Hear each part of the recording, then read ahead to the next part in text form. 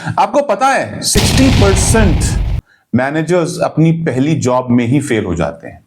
इससे भी ज्यादा शॉकिंग बात तो यह है कि 70% लोगों का यह मानना है कि उनकी जॉब का सबसे स्ट्रेसफुल पार्ट उनके मैनेजर्स होते हैं। अब ये लोग फेल होते क्यों हैं? इस फेलियर का रीजन एक्सपीरियंस की कमी होता है, ये नहीं है, गलत अप्रोच है। तो अगर आप अभी नए मैनेजर बने हैं या बनने वाले हैं तो ये वीडियो आपके लिए एक गेम चेंजर हो सकती है, क्योंकि मैं आज आपको बताऊंगा 7 कॉमन मिस्टेक्स जो नए मैनेजर्स करते हैं और उनसे कैसे बचा जाए उसके रास्ते भी बताने वाला हूं। तो चलिए शुरू करते हैं, पर शुरू करने से पहले मेरी वीडियो को लाइक और सब्सक्राइब जरूर करिएगा। अरे चलिए अभी मत करिए, मगर पूरी वीडियो को देखने के बाद लाइक और सब्सक्राइब जरूर करिएगा, क्योंकि ऐसे करियर ग्रोथ टिप्स आपको किसी भी और चैनल पे नहीं मिलेंगे। नए मैनेजर्स की सबसे बड़ी गलती, बॉसी बनना। आप एक नए मैनेजर बनते हो और आपको लगता है सारा कंट्रोल आपके पास होना चाहिए। एक स्टैटिस्टिक्स, एक सर्वे के हिसाब से 82% एम्प्लॉइज उन लीडर्स, उन मैनेजर्स को प्रेफर करते हैं जो उन्हें एम्पावर करते हैं, ना कि जो उनको माइक्रो मैनेज करते हैं। अब आप एक नए मैनेजर बने और आपको लगता है आपके टीम के हर मेंबर को आपसे हर बात पर अप्रूवल लेनी चाहिए, क्योंकि आपको लगता है कि डिसीजन लेने का राइट तो सिर्फ आपका है, उनका है ही नहीं। तो इससे क्या होगा? इसका रिजल्ट क्या होगा? आपकी टीम फ्रस्ट्रेट हो जाएगी। दोस्तों, याद है वो movie rocket Singh salesman of the year, जहां पर रणबीर कपूर ने उस हरप्रीत सिंह का कैरेक्टर रोल प्ले किया था। उसने जब अपनी नई टीम बनाई तो उसने क्या किया? उसने अपनी टीम पर विश्वास किया, ट्रस्ट किया, उसे एम्पावर किया, उन्हें अपने डिसीजंस लेने का मौका दिया। जब ऐसा किया तो वो एक सक्सेसफुल टीम बना पाया। तो दोस्तों, इसका सोल्यूशन क्या है? बॉसी मत बनो, लीडर बनो, क्योंकि ट्रस्ट बिल्ड करोगे तो टीम आपकी बनेगी और सक्सेसफुल होगी। सिर्फ उन पर कमांड मत करो, उन पर हुक्म मत चलाओ। एक नए मैनेजर की दूसरी सबसे बड़ी गलती, सब कुछ, हर काम खुद करने की कोशिश करना। एक रिसर्च के हिसाब से वो मैनेजर्स जो इफेक्टिवली डेलीगेट कर लेते हैं, they are 33% more likely to achieve their goals. अगर एक मैनेजर ये सोचे कि वो अपने जूनियर को काम देगा और वो काम खराब कर देगा, क्वालिटी खराब देगा, तो उसका क्या रिजल्ट होगा? टीम की ग्रोथ रुक जाएगी और वो मैनेजर भी ओवरलोडेड रहेगा हमेशा।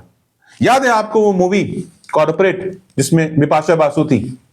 वो अपने टीम को इफेक्टिवली डेलीगेट करती है, उनको वो काम देती है जिससे कि वो प्रोजेक्ट जो उठाती है उसे वो टाइमली डिलीवर कर पाती है। अगर उसने डेलीगेट करना नहीं सीखा होता तो क्या उसकी टीम सक्सेसफुली प्रोजेक्ट डिलीवर कर पाती? क्या वो जीतते उस मूवी में? शायद नहीं। तो इसका सोल्यूशन क्या है दोस्तों? डेलीगेट करो, ट्रस्ट करो, उनको एम्पावर करो।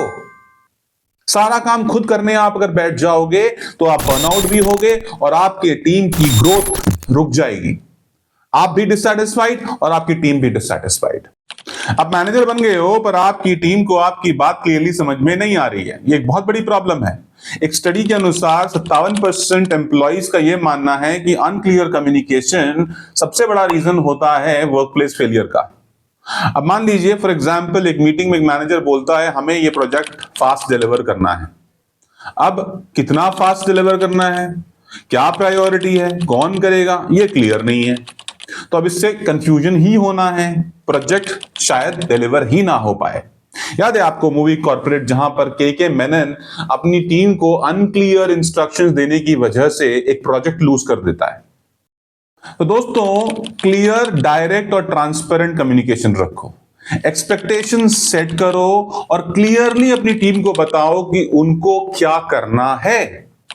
अगर आप अपनी टीम से सिर्फ टारगेट्स और डेडलाइंस डिस्कस करते हो और उनको और उनकी प्रॉब्लम्स को नहीं समझ रहे हो तो अभी नहीं तो देर से ही सही आपकी टीम डिमोटिवेट हो ही जाएगी। दोस्तों, अगर एक मैनेजर सिर्फ अपनी टीम को लगातार वर्कलोड और डेडलाइंस दिए जा रहा है, बिना उनकी प्रॉब्लम्स को समझे, बिना उनकी सिचुएशन को समझे, बिना अपने टीम मेंबर्स के स्ट्रेंथ्स और वीकनेसेस को समझे, तो आज नहीं तो कल आपकी टीम बर्नआउट हो जाएगी और लो मोराल होगा और परफॉर्मेंस इश्यूज भी आने शुरू हो जाएंगे।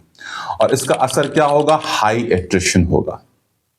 एक सर्वे का रिजल्ट बताता हूं आपको, आप भी सुनकर चौंक जाओगे। 79% एम्प्लॉइज ने यह रीजन दिया है अपने नौकरी से रिजाइन करने का कि उनको अपनी जॉब में रिक्वायर्ड अप्रिसिएशन और इमोशनल सपोर्ट अपने मैनेजर से नहीं मिलता है। उस मूवी में रॉकेट सिंह में हरप्रीत सिंह ने जब अपने टीम मेंबर्स की पर्सनल प्रॉब्लम्स को समझना शुरू किया, तभी वो उनके ट्रस्ट को जीत पाया, और उनके ट्रस्ट को जीतने के बाद उसकी टीम बहुत अच्छा काम करने लगी और उसकी कंपनी निकल पड़ी, सक्सेसफुल हो गई। दोस्तों, रिजल्ट्स बहुत जरूरी हैं, इसमें कोई डाउट नहीं है कि रिजल्ट्स पे फोकस नहीं करना है, रिजल्ट पे फोकस जरूर करना है, पर उससे भी ज्यादा जरूरी है अपने लोगों की प्रॉब्लम्स को समझना, उनको इमोशनली सपोर्ट करना। एक नया मैनेजर अपने टीम मेंबर के साथ एक टफ कॉन्वर्सेशन करने में, वो चाहे डिसिप्लिन इशू हो चाहे परफॉर्मेंस इशू हो, यूजुअली अवॉइड करता है। लेकिन प्रॉब्लम इस डिस्कशन को, इस कन्वर्सेशन को अवॉइड करने से सॉल्व नहीं होने वाली और बढ़ जाती है। एक सर्वे के हिसाब से 85% एम्प्लॉइज का यह मानना है कि अगर उनके मैनेजर्स ने टाइमली और रेगुलर फीडबैक उनको दिया होता तो उनकी परफॉर्मेंस काफी अच्छी हो सकती थी। दोस्तों, अगर एक टीम मेंबर की परफॉर्मेंस लगातार नीचे गिरती जा रही है और अगर उसका मैनेजर उससे वो टफ कन्वर्सेशन नहीं कर पा रहा है और एक दिन एचआर की डायरेक्ट ईमेल आती है जिसमें उसको फायर कर दिया जाता है, तो ये अनफेयर और अनप्रोफेशनल है। और इसमें सबसे बड़ी गलती मालूम है किसकी? उस मैनेजर की। अगर आपको याद हो, उस कॉर्पोरेट मूवी में बिपाशा बासु अपने टीम मेंबर को लगातार रेगुलर फीडबैक देती रहती है और उनका परफॉर्मेंस इंप्रूव कर देती है, जिससे कि वो प्रोजेक्ट डिलीवर कर पाते हैं टाइम पे और अपनी कंपनी को सक्सेसफुल बना पाते हैं। तो दोस्तों, डिफिकल्ट कॉन्वर्सेशन को कॉन्फिडेंटली हैंडल करो, टाइमली फीडबैक दो, अपने टीम मेंबर्स के साथ ऑनेस्ट रहो और सोल्यूशन सेंट्रिक अप्रोच रखो हमेशा। अगर आप एक नए मैनेजर हो और आपको ऑफिस पॉलिटिक्स का अंदाजा नहीं है, तो तैयार रहें, आपको एक बहुत बड़ा झटका लगने वाला है। एक नए मैनेजर को यह लगता था कि उसकी टीम में सभी ऑनेस्टली काम कर रहे हैं, पर उसको पता ही नहीं चला कि दो लोग आपस में एक दूसरे को स्क्वायर ऑफ करे पड़े हैं अपनी ही टीम में। और तो और कुछ लोग तो ऐसे हैं जो सेकंड लेवल ऑफ मैनेजमेंट, इससे ऊपर वाले मैनेजर के साथ डायरेक्ट कम्युनिकेशन में है। दोस्तों, एक स्टैटिस्टिक्स के अनुसार 58% मैनेजर्स इसलिए फेल हो जाते हैं क्योंकि वो ऑफिस पॉलिटिक्स, ऑफिस डायनामिक्स को इफेक्टिवली समझ नहीं पाते हैं, उसे मैनेज नहीं कर पाते। तो दोस्तों, बहुत जरूरी है कि आप ऑफिस पॉलिटिक्स समझें, ऑफिस डायनामिक्स समझें। आपकी टीम में, आपके डिपार्टमेंट में, आपकी ऑर्गेनाइजेशन में क्या हो रहा है, उसके साथ आपको रेगुलरली अपडेटेड रहना पड़ेगा। आप अब मैनेजर बन गए हो, आपको लगता है आपको कुछ और नया सीखने की जरूरत नहीं है क्योंकि अब आप तो बॉस हो। एक सर्वे के हिसाब से आपको जानकर शॉक लगेगा, एक सर्वे के हिसाब से 74% एम्प्लॉइज, मैनेजर्स का यह कहना है कि वो आगे इसलिए नहीं बढ़ पा रहे या नहीं बढ़ पाए क्योंकि उन्होंने नया सीखना बंद कर दिया।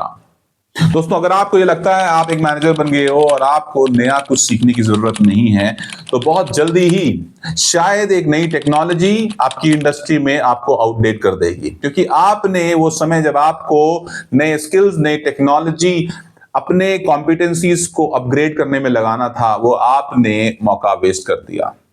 याद हो आपको उस मूवी में रॉकेट सिंह में हरप्रीत लगातार अपने स्किल्स को अपग्रेड करता रहता था, वो कुछ ना कुछ नया सीखता रहता था और अपने आप को रेगुलरली इंप्रूव करता रहता था और कंटिन्यूअस लर्निंग पाथ में अपने आप को रखता था, जिससे कि वो एक बहुत बड़ा बिजनेस बना पाया। दोस्तों, बहुत जरूरी है, अगर आप एक मैनेजर बन भी गए हैं तो ये मत सोच बैठिए कि आपको और सीखने की जरूरत नहीं है। आपको नेक्स्ट लेवल पे जाने के लिए उस लेवल के हिसाब से कॉम्पिटेंसीज डेवलप करनी पड़ेंगी, जिसके लिए आपको शायद मेंटरशिप लेनी पड़ेगी, बुक्स पढ़नी पड़ेंगी, कोर्सेज ज्वाइन करने पड़ेंगे और लगातार अपने आसपास के लोगों से फीडबैक लेना पड़ेगा। तो वो आपको लेना चाहिए।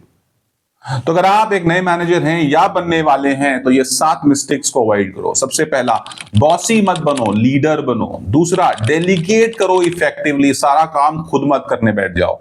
तीसरा, क्लियर कम्युनिकेशन रखो, डायरेक्ट कम्युनिकेशन रखो। चौथा, लोगों पे ध्यान दो, सिर्फ नंबर्स पे ध्यान मत दो।